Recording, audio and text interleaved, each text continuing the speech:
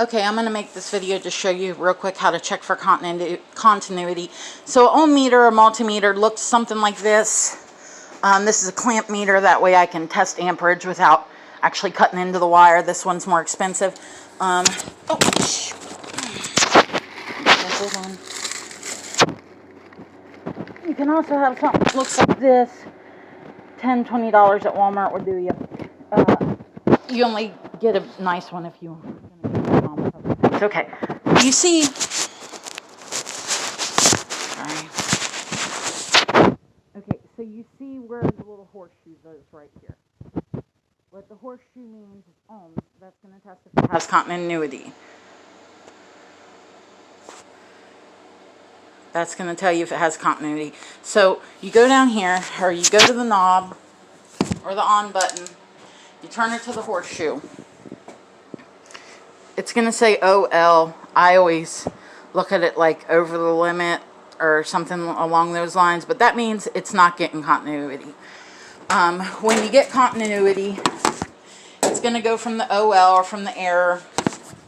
You touch these two together with your leads. It doesn't matter which one's which. You touch these two together and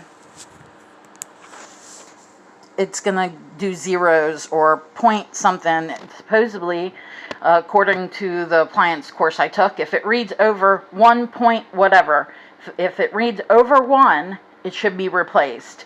But this sometimes you won't have a good one. It'll fluctuate all around. The rule of thumb really is if it goes to anything, usually it's pretty good. See, that means nothing.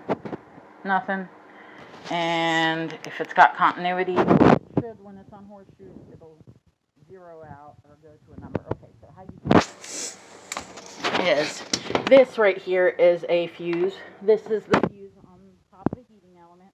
Heating element's gone out of this one. I have to replace it. So this is the fuse that cuts the heat. So what you want to do is you want to stick your leads. You want to stick your leads, one on each, to see if it's got continuity. If it doesn't have continuity, that means it blew. It got some, for some reason, this thermostat down here got to, it got out of line, and it kicked that one to prevent fire. That makes sure it turns off, because this there's the thermostat right here, which you can test continuity on the heating element too. Same way. Touch the two leads to the two sides of the heating element, and it should tell you whether you have continuity or not.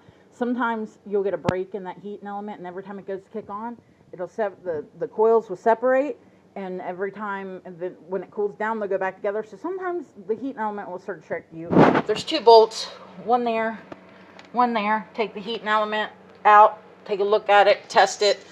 If any signs, just replace it. But anyways, so I'm gonna get my leads to help me make this easier.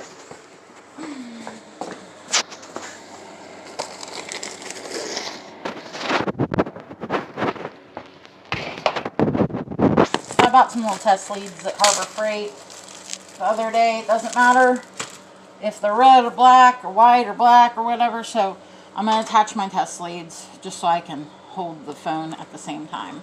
I'm going to attach my test leads.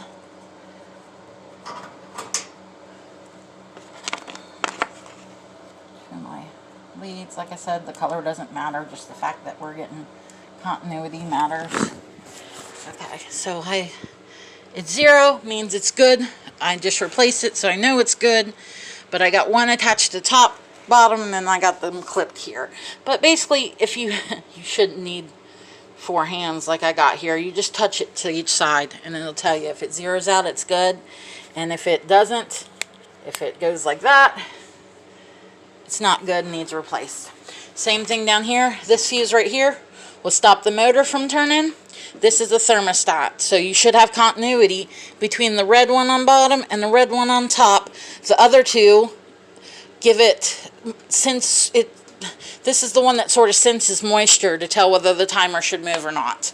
So that's how you test continuity. Like I said, with this one down here, you're going to get like when it's brand new, you'll get a 0.75 reading on that. It still does get continuity. But you test between that one and that one, that one and that one, that one and that one. And then the 2 on the heating element, which I threw the heating element away already.